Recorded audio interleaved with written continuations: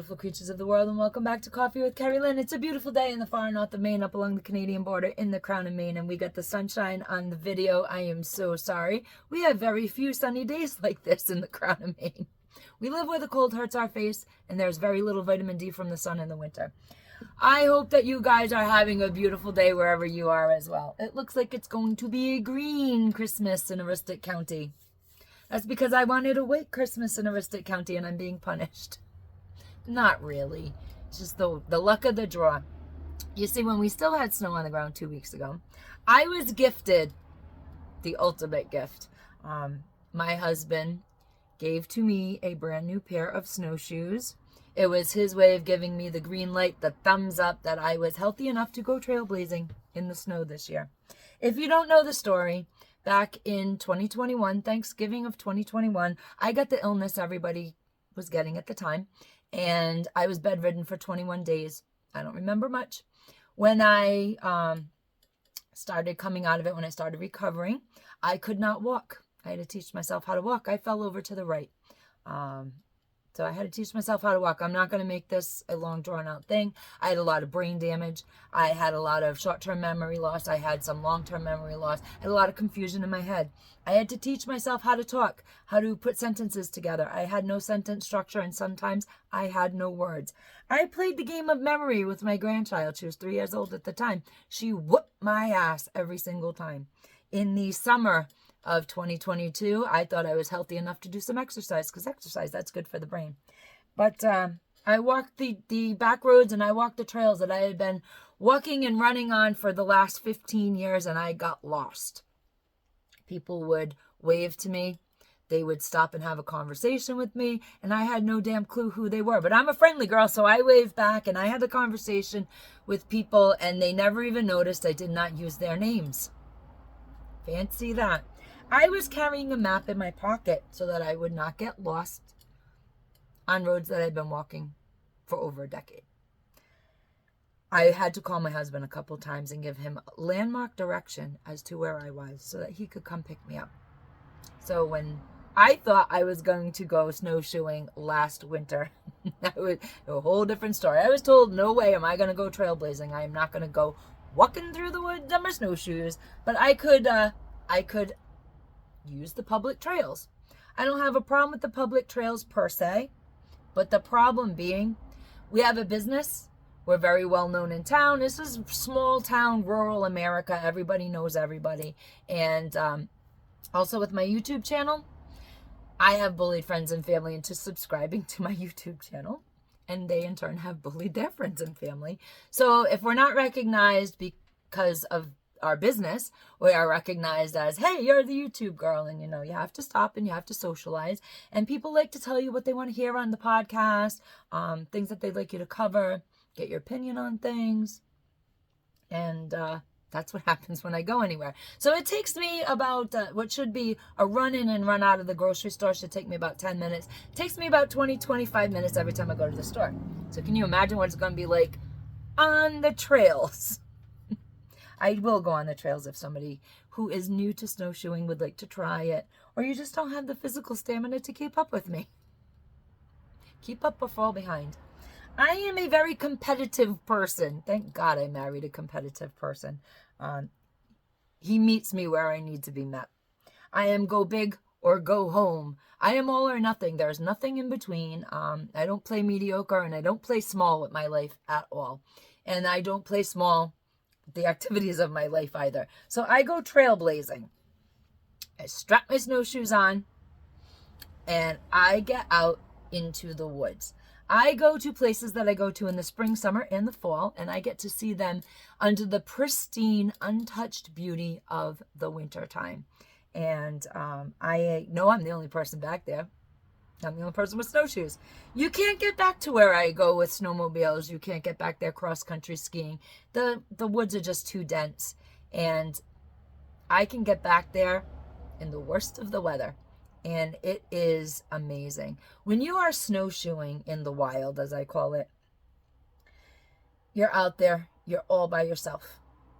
You are so small. The trees tower above your head, and they are laden with snow. And the birds are chirping, and the sun, pretty much like today, is beaming down on you, causing the snow glare a little bit. And you can hear the snow fall off the trees as it melts. Thump, thump. And it is just so quiet and so peaceful. And the birds will twitter a little bit. And you are literally the smallest thing out there in that vast greatness. It's not scary at all. It's so peaceful. It is so tranquil. It is so amazing to be the only one. And I get to be the only one a lot. Thank goodness I like my own company. It's something to do with being a creative person. A lot of creative people like to be by themselves. We like our solo moments. We like our solitude. It helps us recharge our creative battery. It's very difficult to create, whether it's the podcast or whether it's my fiber business. It is very draining to come up with the ideas and execute them all by yourself. It's draining when I have a team to help me too. You know, I have a team that helps me process orders now and again. And every once in a while, you know, I recruit people to help me with the podcasting, to do some little research on subjects that need to be researched. And, you know, I like the times when I'm doing it all by myself after I get a large gathering of people around me. It's hard, you know. He's basically retired.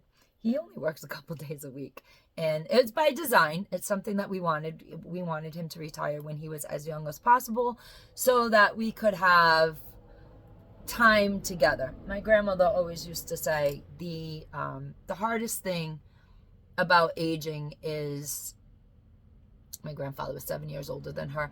So the hardest thing about aging was he got early onset dementia. And that was very difficult for her.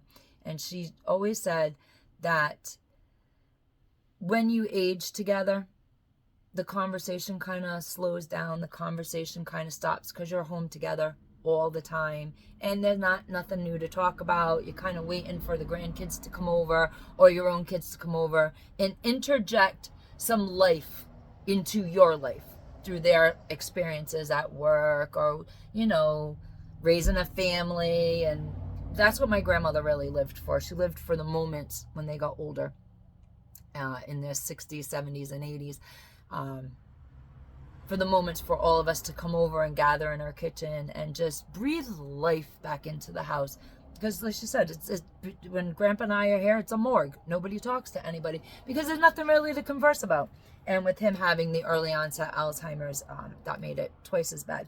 So my grandmother said to me, Kerri-Lynn, let me tell you, your golden years are not in your 70s and 80s. Your golden years are the years that you are raising your children. Your golden years are the years that you can do things, get around, have experiences, go on vacation, whatever it is, whatever that floats your boat that you and your husband can do together. Those are your golden years, because you get old, you slow down, and it literally does stop.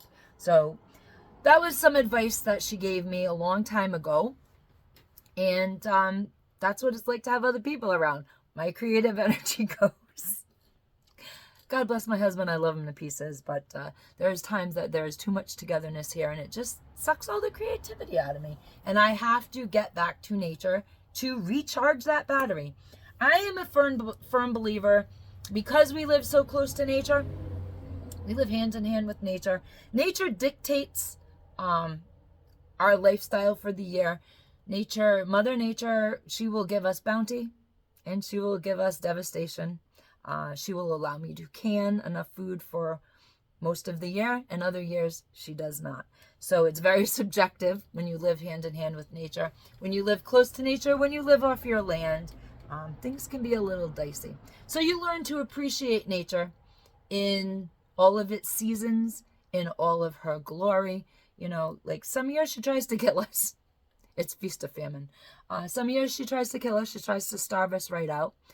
We either have a lot of drought or a lot of rain, and other years are so perfect that you are just, you know, leaning right into her arms and her embrace. And, you know, you just think it can't get any better than this. We've got enough food. We've canned enough. We have the lazy summer days. We have the beautiful fall before we get into the winter months. This year I got my snowshoeing back. So being in nature really does help me recharge, and being in nature alone really does help me recharge. And I think people need more of a connection with nature. I think getting in tune with nature, being in the natural world, really is the key to healthy living. I know it helped me overcome so many of my obstacles in the last few years. And I also believe that, I'm not going to get too heavy here now, but I also believe that traditional roles keep you very healthy mentally and spiritually. You know, there are things that go against your inner core, and you can feel them. They irritate your soul. They irritate your spirit. And having dual or battling ideologies that enter your psyche and that conflict with your true inner beliefs, that promotes a lot of frustration, and it also makes you less creative, less tolerant. You just start feeling the weight of the world on your shoulders. And I believe that you can spread your energy, your contaminated energy, to other people. You can spread your positive energy to other people as well. But I believe that, you know, if you're having a good day and you go to work and that one person at work ain't having such a great day and they are just spouting off, that can rub off on you. But if you go out into nature, and if you just stand outside of the building, outside of your house, or even go for a long walk, you can really feel that ick just kind of melt off of you. You can feel the weight of the world lifting off your shoulders. When I do a lot, you know, go for my walks, or I'm snowshoeing, or I am running the trails, I leave my troubles behind. I really do. It's my moment. It's my time. It's my spiritual exercise. It's my spiritual fitness that will make me physically and mentally much stronger in the end. And I am kind of a libertarian on certain subjects. And one of the subjects that I am a libertarian on is that it is perfectly fine to not understand or participate in the ideologies that go against your personal grain. It's just that simple. I don't put my beliefs on you. Don't put your beliefs on me. We can be friends. I'm friends with a lot of people that don't agree with me. It's boring when everybody around you is a yes man, isn't it? But I really do think it's toxic when people try to force any form of their belief system, their lifestyle, onto your life, because you are an individual. You can think for yourself, and if you don't agree with something, you don't agree with it. Like I said, it's perfectly fine. I am not going to think within your box. I am not going to be the square peg that you are going to try to bang into your round hole. Ladies and gentlemen, I'm going to be a free thinker. I'm going to stay free. And when I feel that life is just getting too much and life is really pounding me down, I am going to go out into nature, and I am going to have all that weight lifted off my shoulders just by being. Ladies and gentlemen, beautiful creatures of the world, thank you for joining my podcast today. If you are watching me on Rumble and on YouTube, I apologize for the light glare. If you are listening to me on Spotify, iHeartRadio, Amazon Music, and now on YouTube Music. Yeah, we made it to YouTube Music. If you subscribe to my YouTube channel, Coffee with Kerri-Lynn, you will automatically be able to listen to my podcasts. Just go to my playlist, it's podcasts, and you will be notified when I put up a new podcast on YouTube Music. So there we have it. Ladies and gentlemen, give me a thumbs up or a thumbs down on YouTube. Doesn't matter. Any attention is good attention. Comment in the comment section. What would you like to talk about? What would you like to hear me talk about? If you've got any questions about homesteading, chicken raising, turkey raising, rabbit raising, if you've got questions about knitting, crocheting, spinning fiber, drop it in the comment section. I'll get to it. You can email me at coffeewithkerrilynn@gmail.com. You can see what we offer for products on Etsy. My Etsy is kettlecauldronwool.etsy.com. I'm also over on eBay. My eBay ID is KCWOOL. Have I forgotten anything else? If you are a listening only audience participator, please think about following me on Spotify, iHeartRadio, Amazon Music, and of course, YouTube Music. Think about giving me 5 stars. It doesn't cost you anything, and it helps my podcast grow in the algorithm because I am not monetized. I am my own monetization. We're going to be doing things a little bit differently. Coming up, we are going to have, I'm not going to be doing all this dual listing. I'm going to have podcasts that are different than the videos, and all the spicy content that goes on Rumble. So I am everywhere. Join me everywhere. Coffee with Kerri-Lynn, except on X. I am at Coffee with Kerri. Give me a follow over there, and let's talk some trash over there. I get very political on X, and I get very political on Rumble because I am an opinionated woman with the gift of gab. Ladies and gentlemen, beautiful creatures of the world, thank you for joining me today, and carpe diem, because no one promised you a tomorrow.